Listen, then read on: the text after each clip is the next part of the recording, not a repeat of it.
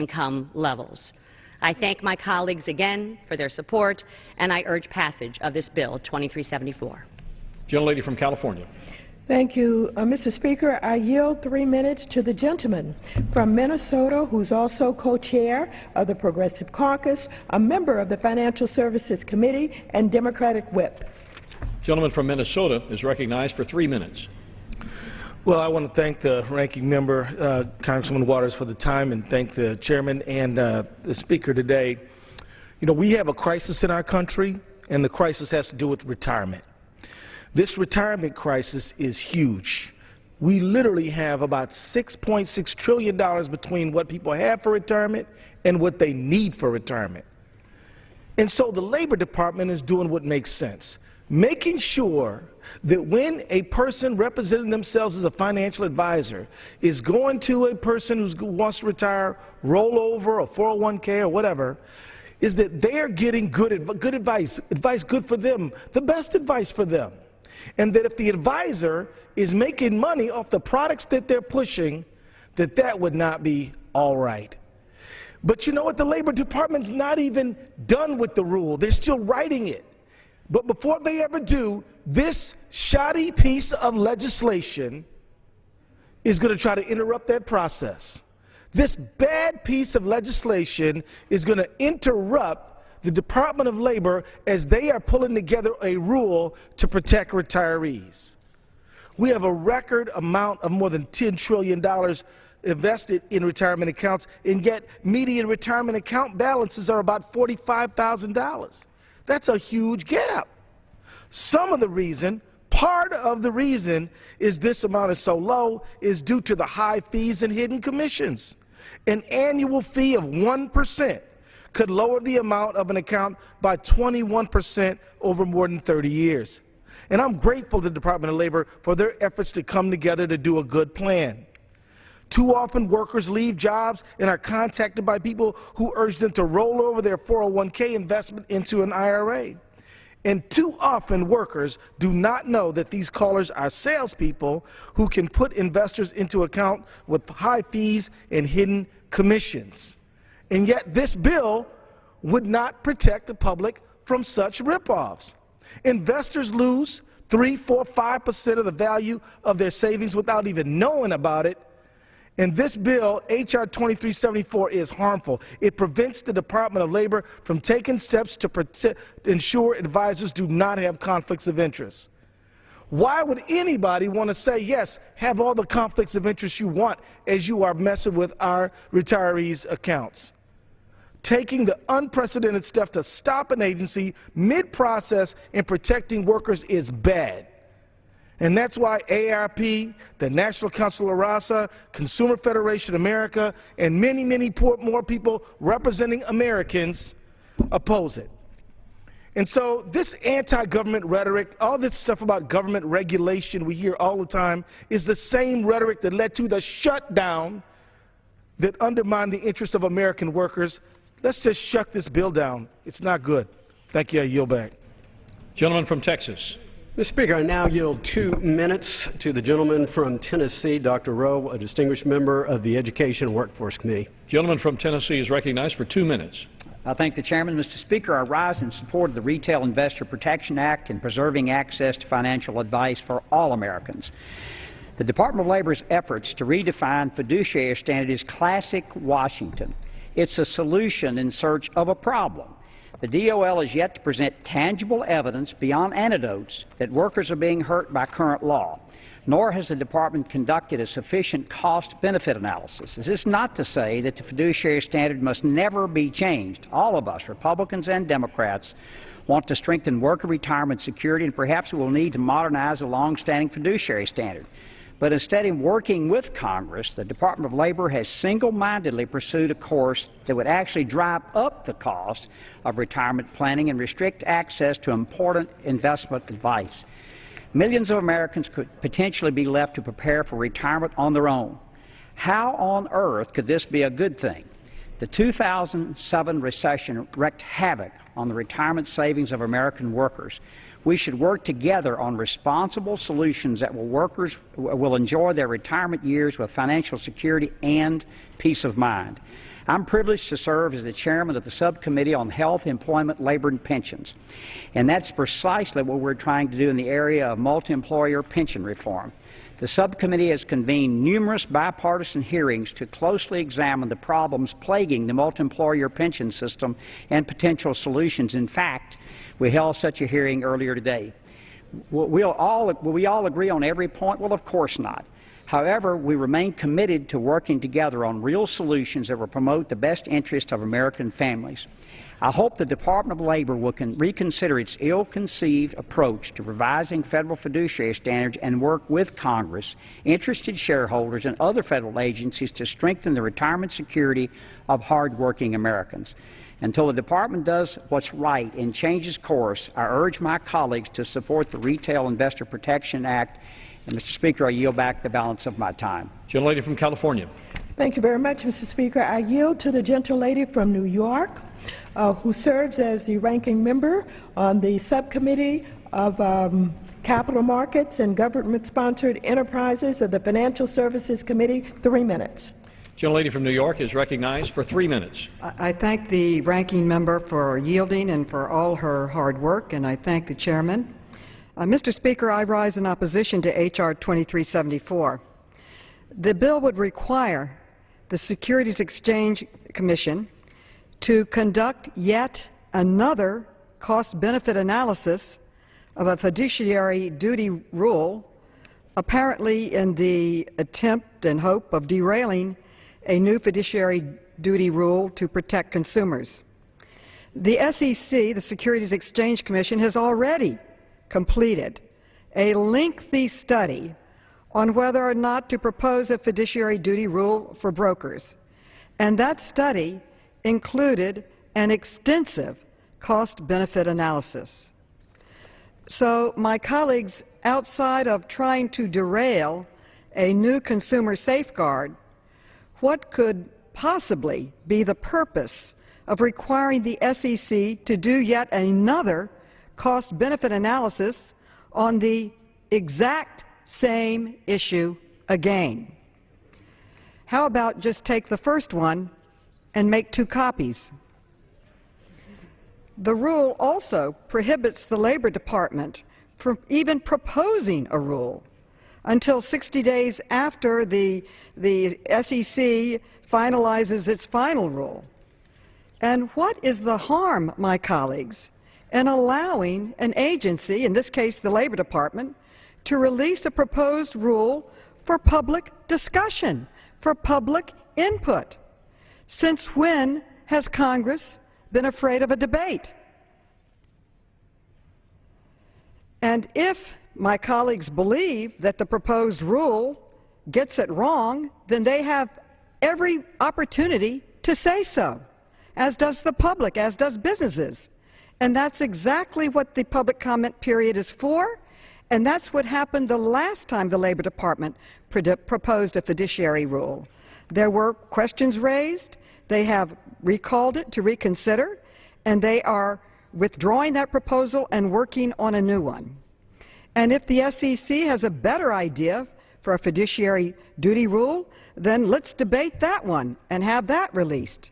But preventing an agency from even putting out a regulatory proposal for public debate is flat out dead wrong. This bill would delay and possibly derail important rulemaking at the Securities Exchange Department and also at the Labor Department to protect retirement security and investor protection rights. This is a transparent attempt to slow down the rulemaking process and possibly derail the whole rulemaking process for protections for consumers. For these reasons, I urge my colleagues to vote no, and I yield back the balance of my time. Gentleman from Texas. Mr. Speaker, I'm now pleased to yield 3 minutes to the gentleman from New Jersey, Mr. Garrett, the chairman of the Financial Services Subcommittee on Capital Markets and GSEs. Gentleman from New Jersey is recognized for 3 minutes. And I thank the Speaker, and I thank the chairman for advancing this bill to the floor. I also congratulate the sponsor of the bill, Ms. Wagner, for leading forward a piece of legislation that has at its heart to work in a bipartisan manner to protect America's investors, big and small, and senior citizens, regular people across this country who are concerned about their investment, concerned about what they pay for their advice and for their transactions. So I commend both of them for moving this legislation along. You know, the other side of the aisle likes to get engaged with name-calling, shoddy, bad, rip-off, and stuff like that, and throw out numbers which I guess are just sort of pulled out of the air when they say, well, if it's 1% for this, how much is it over 30 years? I don't know. If it's a commission of X, I don't know how much that's over 40 years. I always wonder when I hear some comments like that from the other side of the aisle, do they really actually sit and read the bill, or do they just pull out these numbers out of the hat? But what I did hear, one of their comments, which goes to the point of trying to help investors, is how do we help Americans? And how do we do it in a bipartisan manner? Well, you know, this was one of the most bipartisan bills that we've ever had coming out of our committee. Over half of the Democrats on the committee said they are going to stand with Americans, stand with investors. And let me just share you some of those. Mr. Sherman voted yes. Ms. Moore said yes, stand with Americans. Mr. Perlmutter said yes. Mr. Heim said yes. Mr. Peters said yes. Mr. Carney, Mr. Foster, Mr. Kildee, Mr. Delaney, Mrs. Beatty, and Mr. Heck, to name just a few, who joined with Republicans to work in a bipartisan manner to stand with Americans and stand with American investors, realizing that at the end of the day, part of the problem in Washington is too many agencies that are not communicating with each other. Lack of communication is some of the problems that we've seen in this country in the last few weeks and months. All we're suggesting is that the various agencies, the SEC and the Department of Labor, actually coordinate, work together, and work for the benefit of investors. And how will they do that? Well, the SEC, who is principally charged with the responsibility of looking at the areas of broker-dealers and investment advisors, and you know there's a difference on how they're treated right now, and there's a reason for that, and they've been treated differently for what, 3, 4, 5, 8 decades, I guess, or so. SEC will be looking at this, and as the gentlelady from, who she's gone right now, from New York has indicated, there's a study outstanding right now where they're getting comments right in already for that study. We're saying, let's make sure we hear all the information, collect all the data, and before we go forward, let's have communication between these two agencies. Let the SEC take the first step here. Nothing in here prevents them from taking any final actions or final steps. Nothing in this bill prevents the investor from being protected as these various agencies see fit. All we're really asking for is the SEC, the agency principally charged with this, take the first action, make sure they have the data, then work in harmony with the Department of Labor, and at the end of the day, we will be helping the American investors in a completely bipartisan manner. With that, I yield back. Gentlelady from California. Thank you, Mr. Speaker. I yield 4 minutes to the gentleman from California, Congressman Miller, who is the ranking member on the Committee on Education and Labor. Gentleman from California is recognized for 4 minutes. I ask the United States to revise and extend my remarks. Without objection. And I thank the ranking member for all of her work on this legislation and for yielding me the time. Mr. Speaker, I rise in opposition to H.R. 2374. This bill is very bad news for working families. It protects a loophole in the law that allows conflicted brokers and advisors to rip off ordinary Americans trying to save for their retirement. The 2008 financial crisis wiped out trillions of dollars of Americans' retirement accounts. Working families now need to be rebuilding those nest eggs, and they need better protections for their savings. The SEC and the Labor Department have moved to provide these protections, proposing to close a harmful loophole, but this bill would scuttle those efforts. Here's what's at stake. Millions of Americans are putting money aside every day in their 401ks and their IRAs to save for retirement. They have to make these investment choices, and Wall Street is more than happy to advise. But some of those advisors and brokers have conflicts of interest, often undisclosed conflicts of interest. The brokers know about their conflicts of interest. The brokerage houses know about their conflicts of interest. But the person who's handing over their hard-earned retirement funds doesn't know about the conflicts of interest. The workers think they can trust this investment advice. But when they don't know that on the other side, their advisor may get paid more for, in fact, steering them, in this actual cases, steering them in to high-cost funds with the worst performing of the family of funds. Very good for the family of funds, very bad for that individual worker who's now handing over their retirement nest egg. That product might have higher fees than other products. It might underperform compared to other products.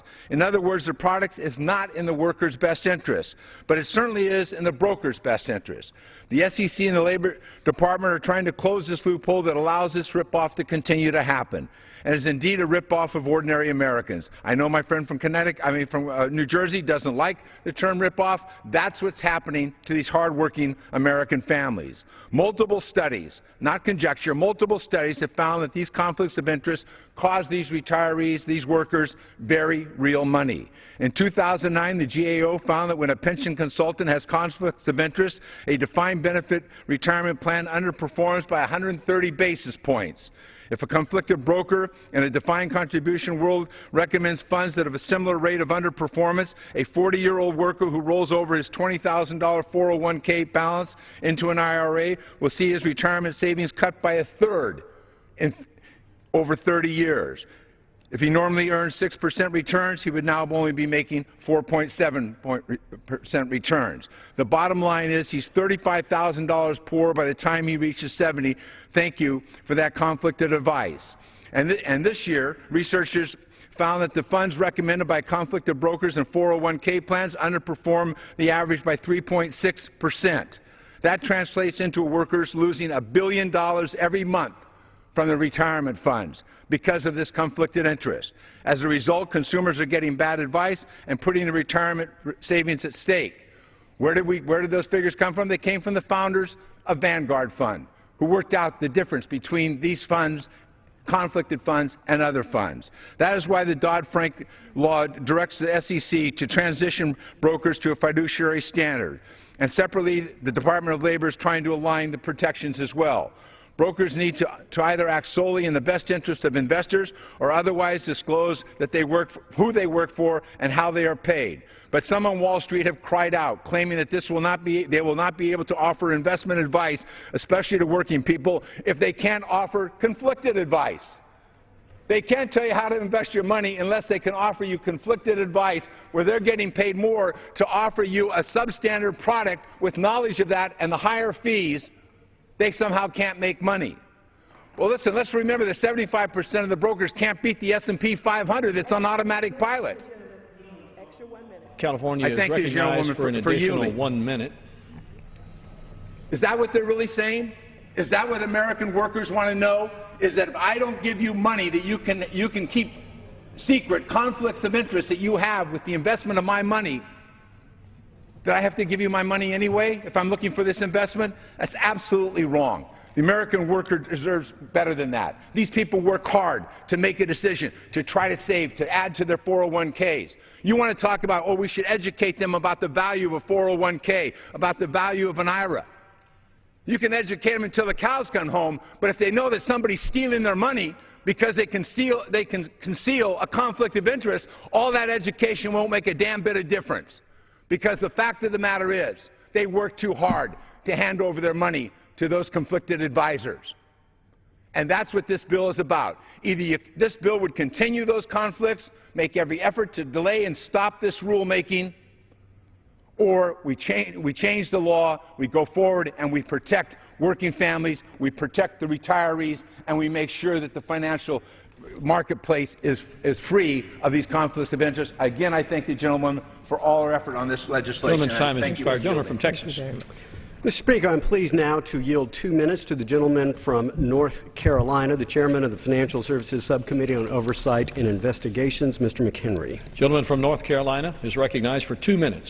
Thank you, Mr. Speaker, and I want to thank the committee chairman as well, Mr. Henseling, for recognizing me, and my colleague Ann Wagner from Missouri for putting together this very wise bill.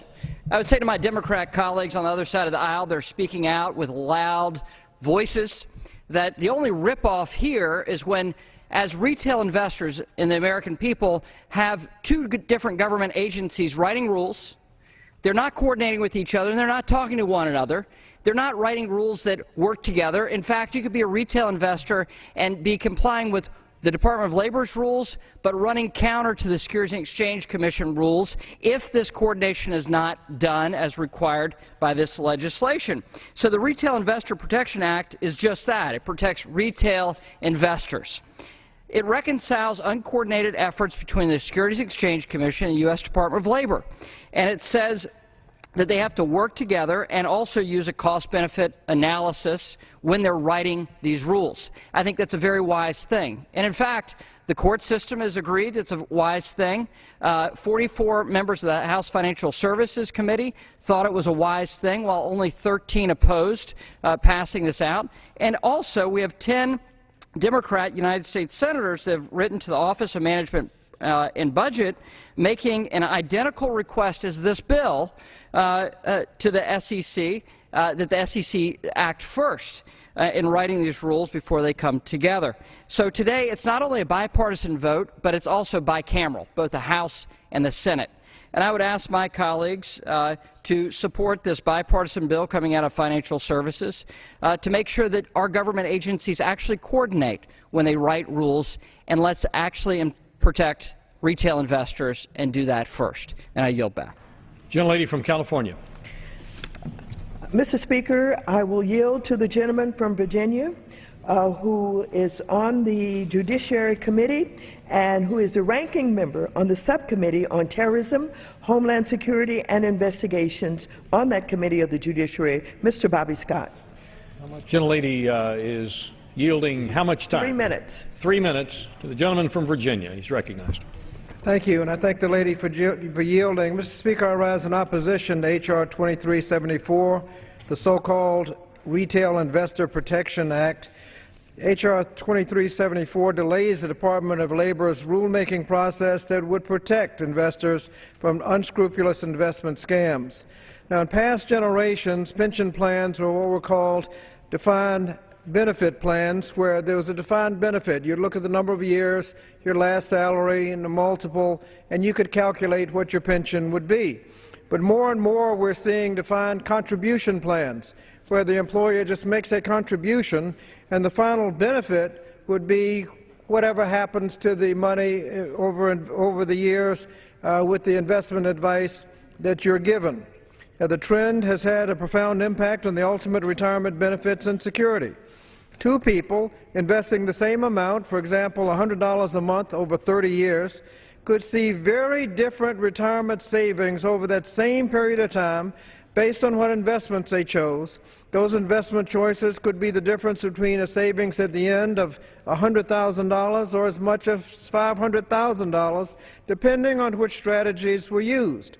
Now, most employees are not sophisticated investors, and therefore they need advice on what investment strategies should be used, how much should be in stocks, how much in bonds, how much in mutual funds, and which mutual funds, and they seek advice.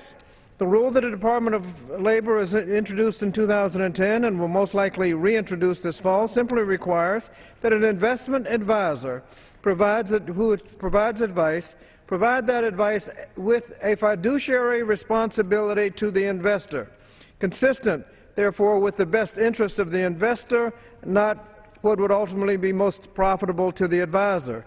That is, he has a duty to give primary consideration to the investor, not to his own profit. Now, there are a lot of different products, a lot of mutual funds with extremely high fees, where comparable funds, even better funds, have lower fees. Often the advisor will push products that are totally inappropriate for the investor, thus compromising the investor's retirement security in the long run, but maximizing the profits for the advisor.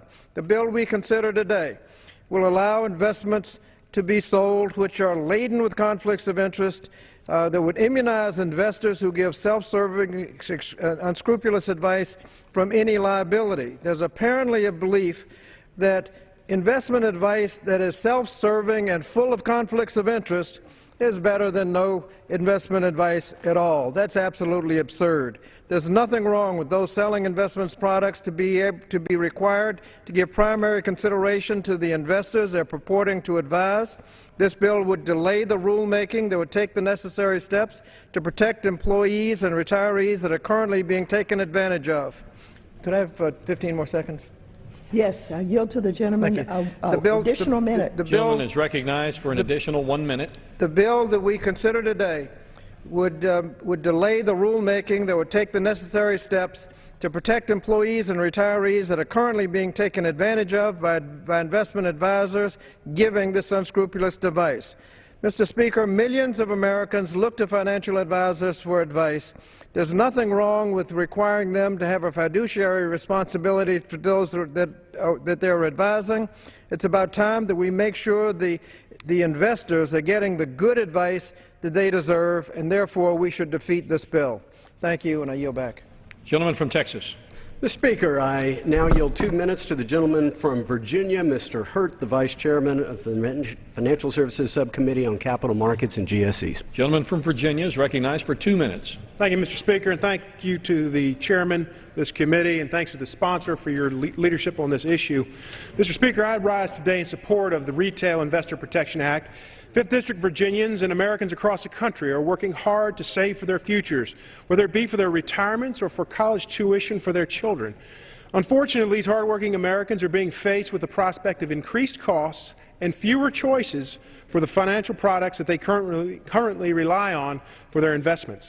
Currently, the Department of Labor and the Securities and Exchange Commission have indicated they will move forward with rulemakings to make changes to the fiduciary standards that would decrease the availability of financial advice for retail investors and increase the cost of financial advice for retail investors.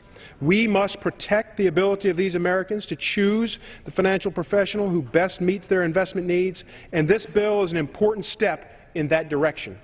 The Retail Investor Protection Act ensures that retail investors, including many American families, are not affected by unnecessary regulations put in place without sufficient economic analysis or regulatory coordination.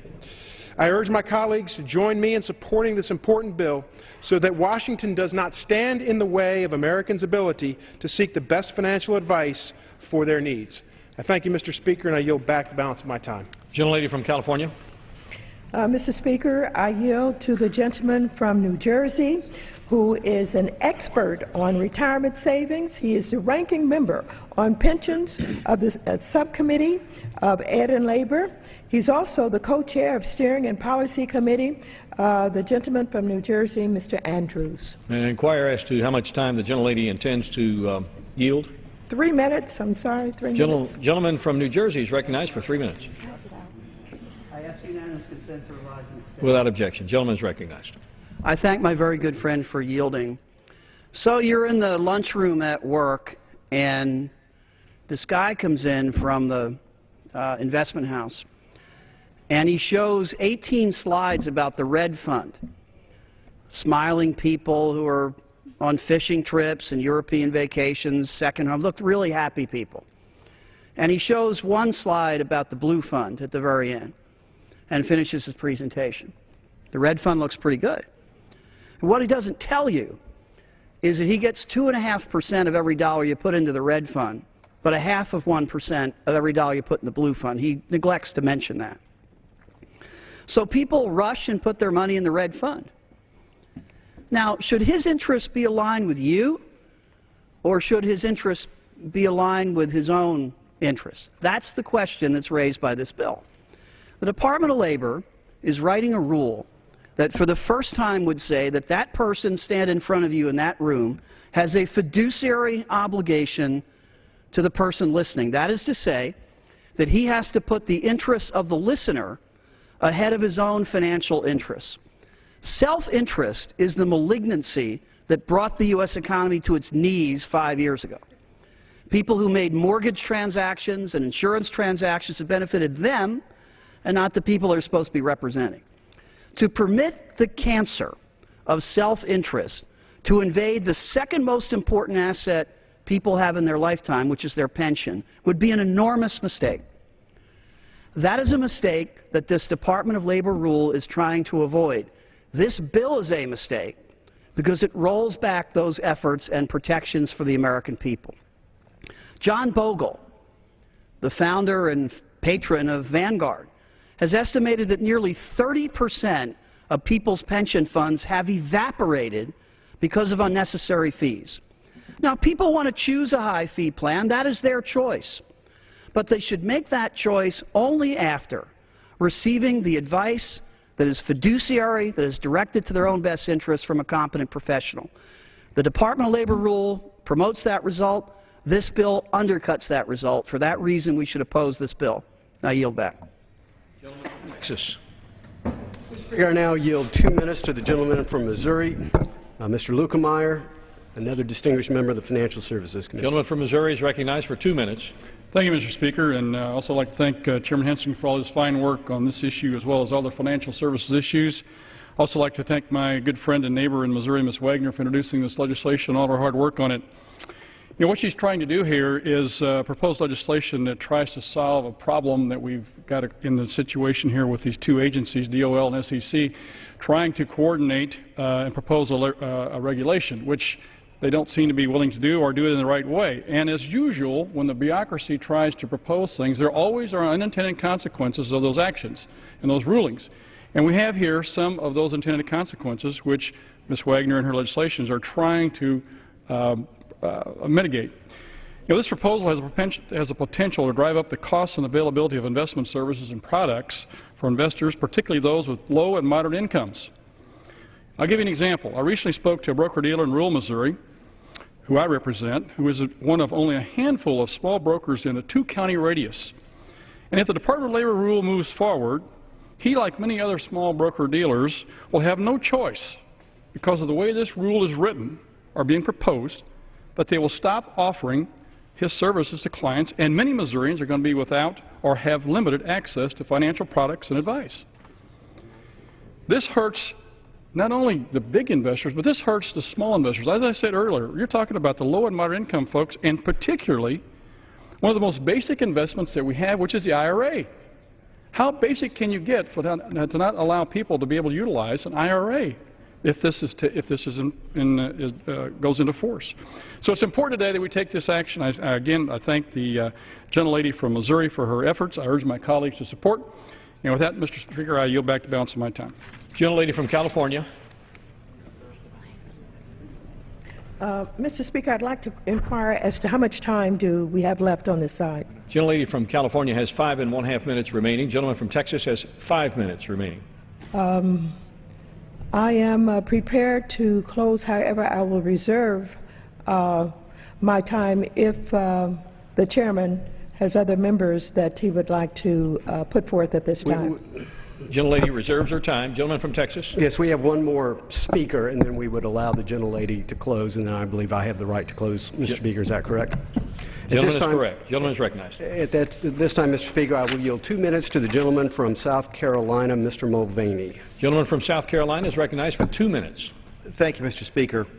I've been sitting here for the last 45, 50 minutes watching the debate, and it strikes me that with all of the financial terms and with some of the heated rhetoric, and it has been heated, I never thought I'd see the day where enlightened self-interest was called a cancer in this nation, and I wonder what Alexis de Tocqueville would think about that. But in any event, with all of that, Mr. Speaker, it strikes me that we've lost sight of what we're talking about. We're talking about a bill, what the bill specifically does, and why. Let's talk first about why we're here. We have a situation where Dodd-Frank has given authority to the SEC to make some rules.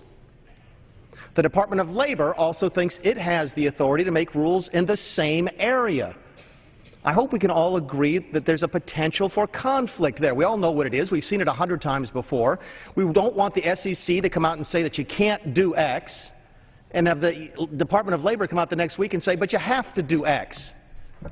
Hundreds of examples like that in the federal government, and this bill is simply trying to address that. How is it trying to do that? What does the bill do? Number one, it asks the two agencies to work together. Someone please tell me how that is a bad thing and a cancer of all things on this nation. It then requires the two agencies to actually try and figure out if there is a problem, to ask them to identify a problem before they come up with a solution. Again, I think this makes a good bit of sense. The questions that we require them to ask in this bill are pretty simple. Are investors being systematically harmed? Would new rules limit people's access to investment advice? What are the costs and benefits of the rule? How is this controversial? And I would suggest to you, Mr. Speaker, that it's not.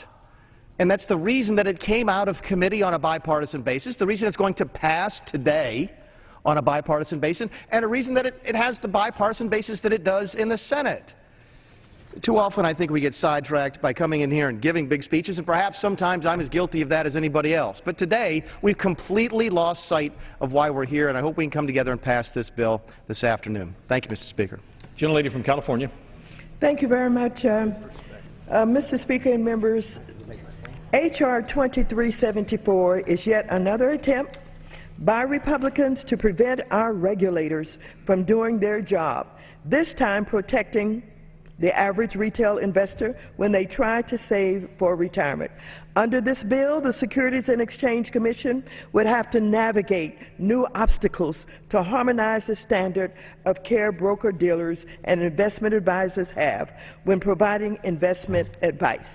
And the Department of Labor would have to wait possibly forever to update its rules protecting 401k and IRA plan participants.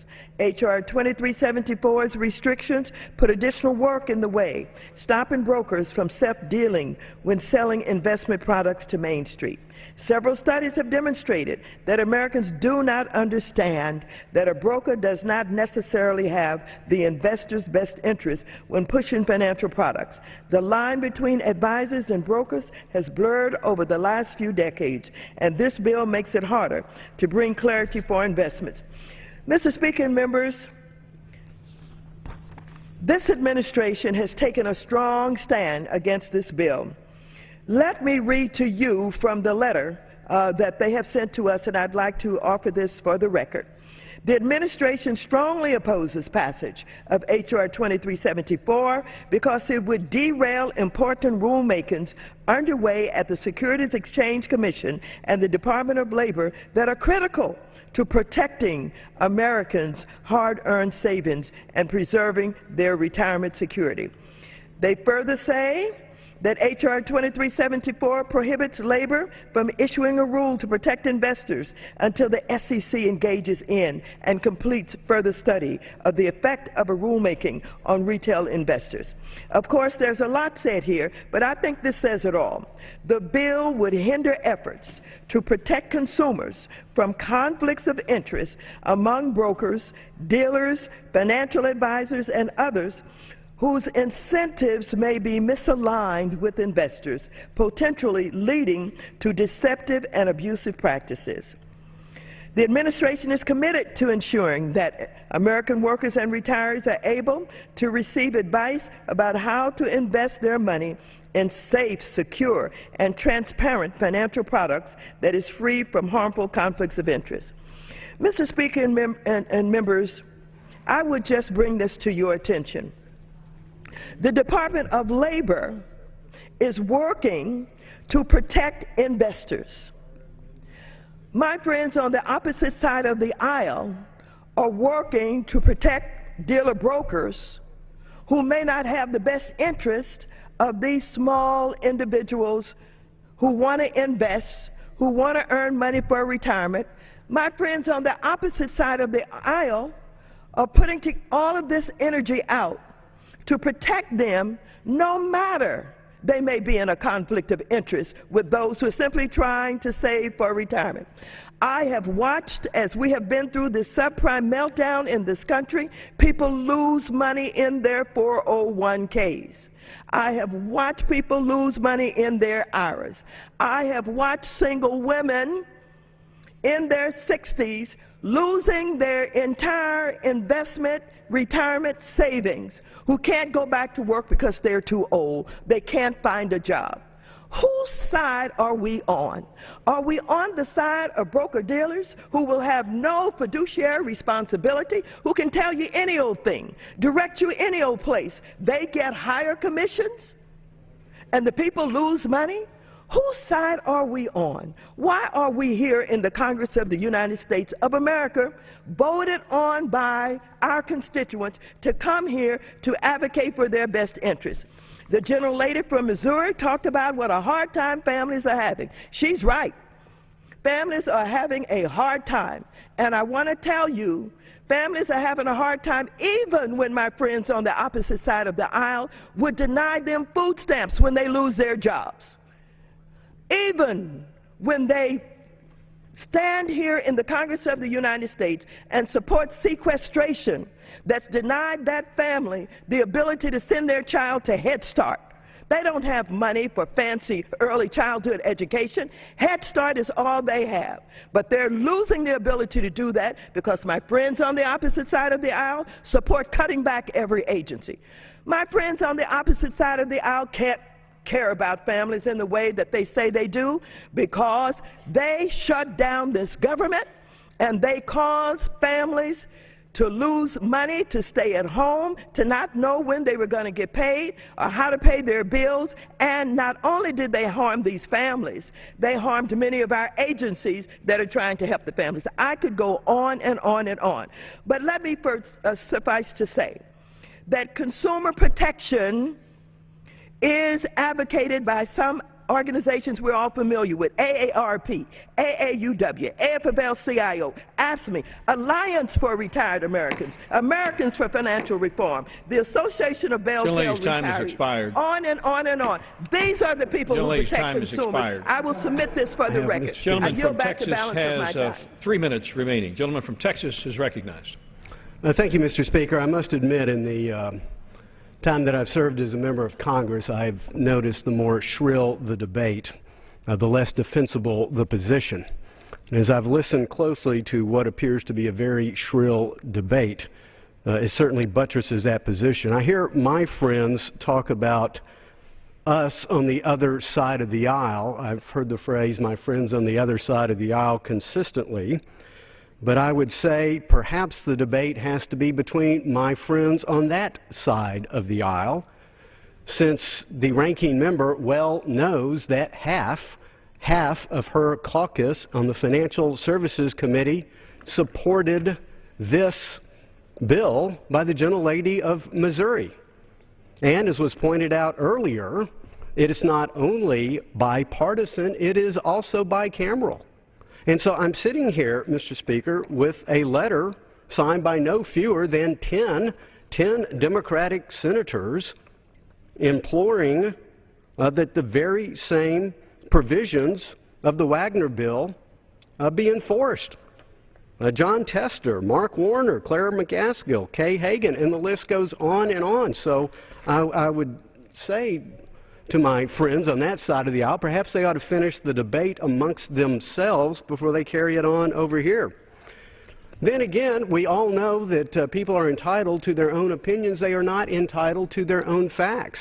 There have been a number of misstatement of facts from my friends on that side of the aisle, particularly that broker-dealers have no standard whatsoever in disclosing conflicts of interest. But that is not true. Within the anti-fraud provisions, sections 9, 10, 15C1, and 2, it prohibits misstatements, misleading omissions of material facts, and indeed, broker-dealers must fully disclose any conflicts of interest. Yet another huge section of debate that was totally misleading and false by friends on that side of the aisle. And I must admit, it's a very disappointing debate, but it is in some respects illuminating to see the cynical position of those who simply believe that everyone appears to be a crook unless you're a government worker. The phrase cancer of self-interest is working mothers have a self-interest to invest in their children's education. You know, as a guy at the Pepsi bottling plant in Mesquite, Texas that I represent, is trying to invest so that he can buy a home and put a roof over his family's head. That's the cancer of self-interest. All we're trying to do here is preserve investment advice and investment opportunities for working Americans. And I would encourage all members of this body to vote for the Wagner bill. I yield back the balance of my time. The gentleman yields back his time. All time for debate on the bill has expired.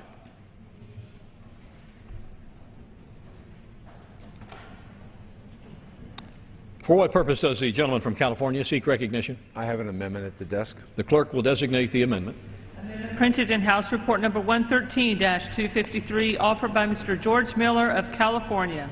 Pursuant to House Resolution 391, the gentleman from California, Mr. Miller, and the member opposed, each will control 10 minutes. The chair recognizes the gentleman from California. I thank the chair, and I yield myself 3 minutes. The gentleman is recognized for 3 minutes. Mr. Chairman, members of the committee, the amendment that I'm offering along with Mr. Conyers is the way H.R. 2374 should have been drafted.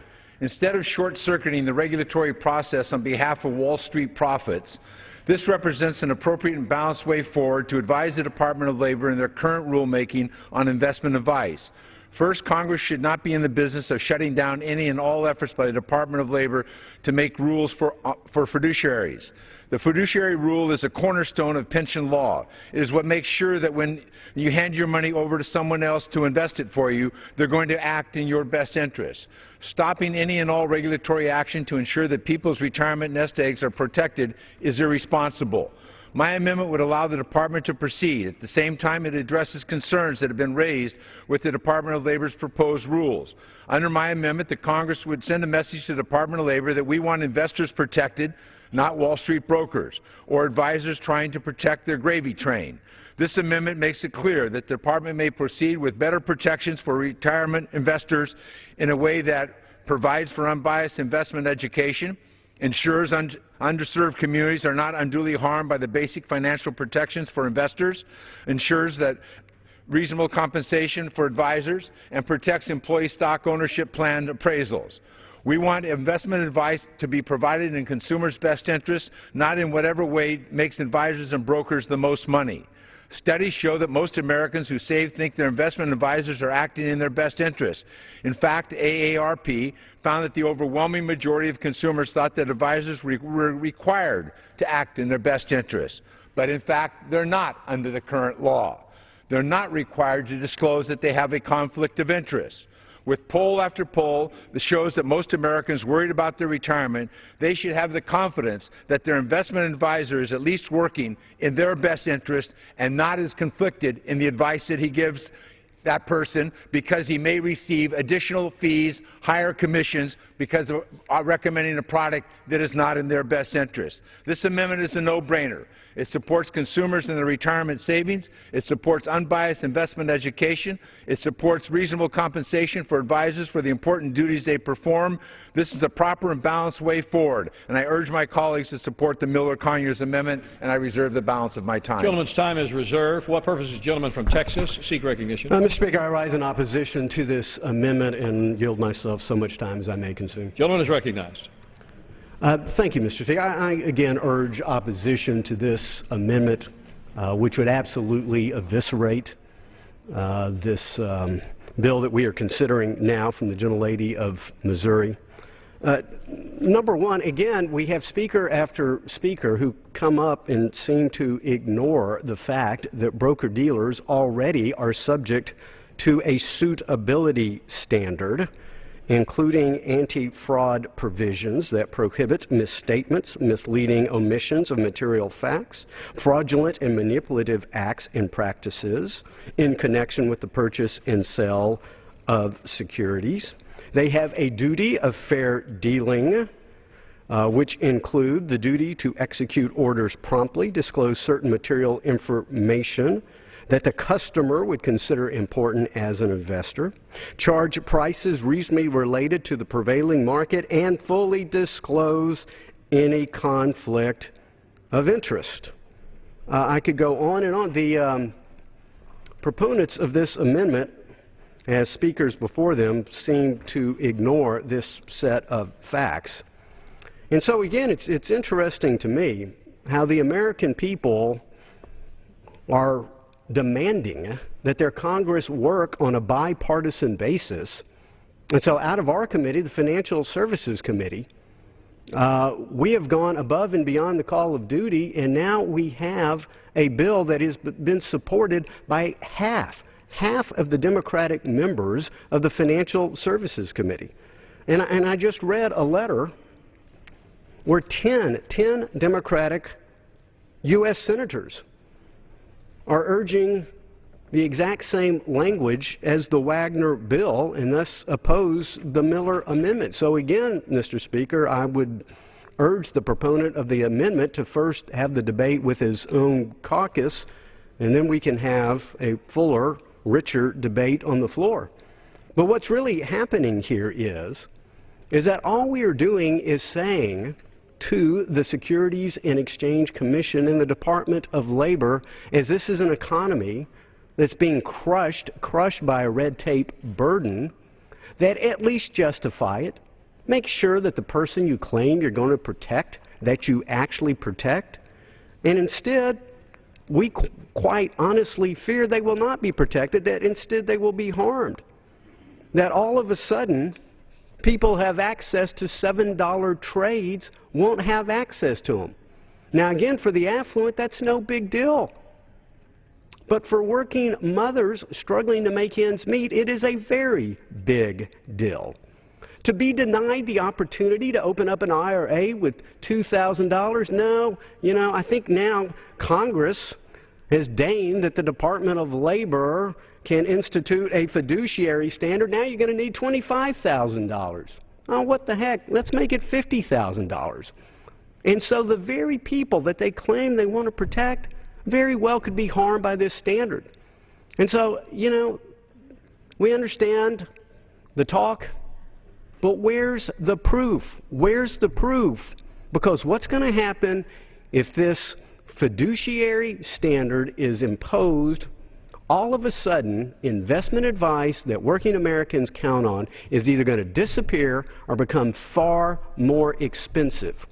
And so, again, maybe it helps the trial lawyers, maybe it helps the labor union bosses, but it doesn't help the working mothers, it doesn't help the struggling fathers, it doesn't help low and moderate income people struggling in this economy where tens of millions remain underemployed and unemployed under this administration's economic policies. And so I urge that we reject this amendment. I reserve the balance of my time. Gentleman's time is reserved. Gentleman from California. I yield myself 15 seconds. I just say it's an interesting concept that the only way that the investment community can continue to survive and offer advice is if they can have the right to have conflicted advice be protected by the law, as opposed to representing the person that they're taking the money from to invest. I now yield 3 minutes to the gentleman from Michigan, co-author of the amendment, Mr. Conyers. Gentleman from Michigan is recognized for 3 minutes. I want to thank George Miller for the work that he has done along with the ranking member of the Finance Committee. Ladies and gentlemen, the Miller-Conyers Amendment simply encourages the Department of Labor to issue a rule that requires investment advisors to provide advice in a fiduciary capacity and protect access to investment education, ensure reasonable compensation to advisors, and ensure the availability of ESOP appraisals.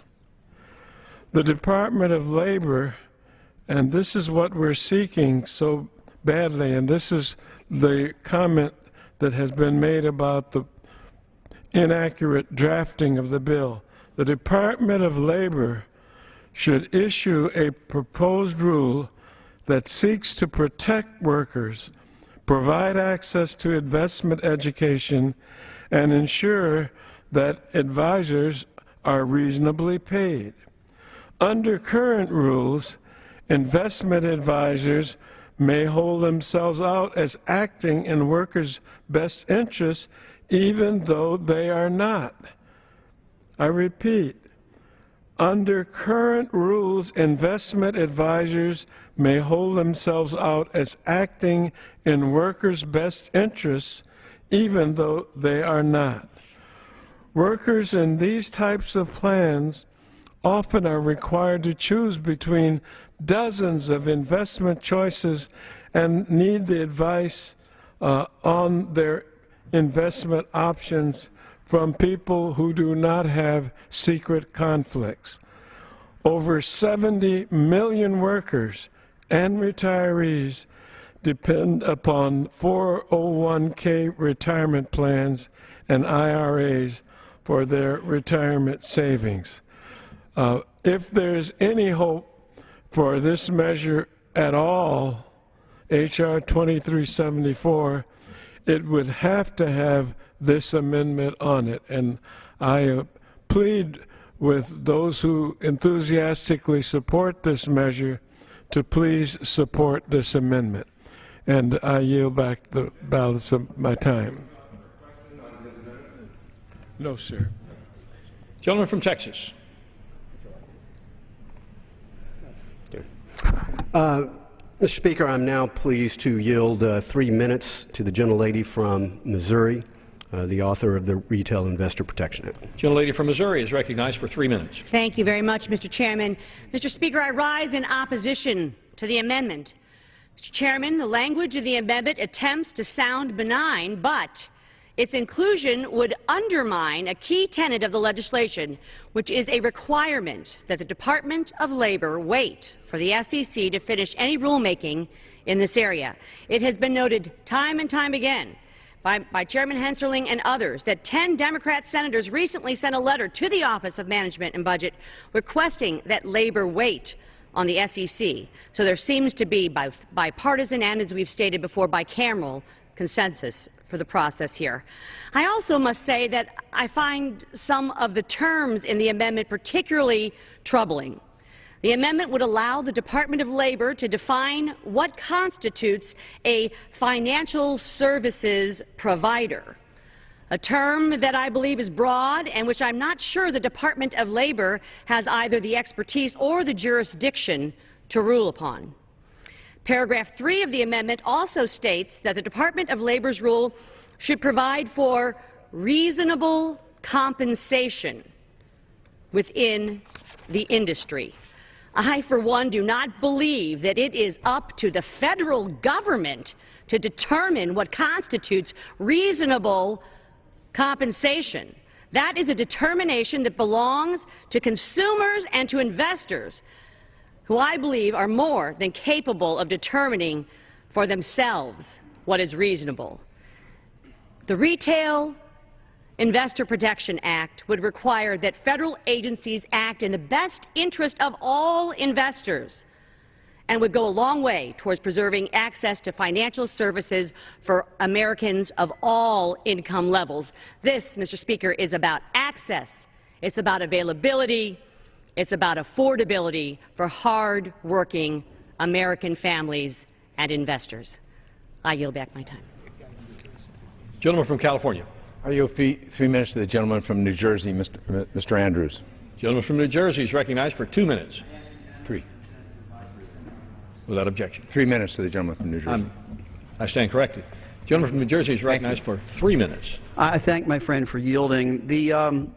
Mr. Speaker, my friend, the chairman from Texas, asked, I think, a couple of very important questions about this amendment, and he really points out why I support it. First, he asked, where's the proof that American pensioners have suffered because of conflicted investment advice? Mr. Speaker, we can all look to the General Accountability Office, which looked at that very question a few years ago at Mr. Miller's request and mine and several others, and found that upwards of 27% of people's accounts evaporated because of high fees in plans in which they put their money in defined contribution accounts. That's pretty significant proof. As I said earlier on the floor, they could look to the opinion of someone who's not political at all, I think, someone who's an expert in this field, Jack Bogle from Vanguard, who uses the number 30% in unnecessary fees that have gone up here. So I think the proof is ample that many Americans have rather paltry retirement accounts because of very high fees that they're paying. Second, Mr. Speaker, the chairman talked about the suitability standard under the securities law. Well, that's kind of the point. The suitability standard is not a fiduciary standard. The suitability standard assumes an arm's-length transaction between people of equal or similar competence where it's every man or woman, every investor for him or herself. The pension situation is very different. This is a situation where someone is driving a bus or building houses or teaching school or working in a software company, and that's what they do. They don't do investment all the time. So when they turn to someone for advice, They're assuming that that someone is on their side, that the advice that someone has given them is in their best interests. That's the very nature of a fiduciary relationship. So I think the questions that were raised point out the reason to support Mr. Miller's amendment. There is ample evidence of harm that's been done to America's investors. And secondly, the suitability standard is wholly insufficient to protect the interests of those investors. For those reasons, I urge a yes vote on this amendment and a no vote on the bill. I yield back. Gentleman from Texas. Mr. Speaker, may I inquire how much time each side has? Gentleman from Texas has 4 minutes remaining, and the gentleman from California has 1 3/4 minutes remaining. In that case, Mr. Speaker, I will yield 1 minute to the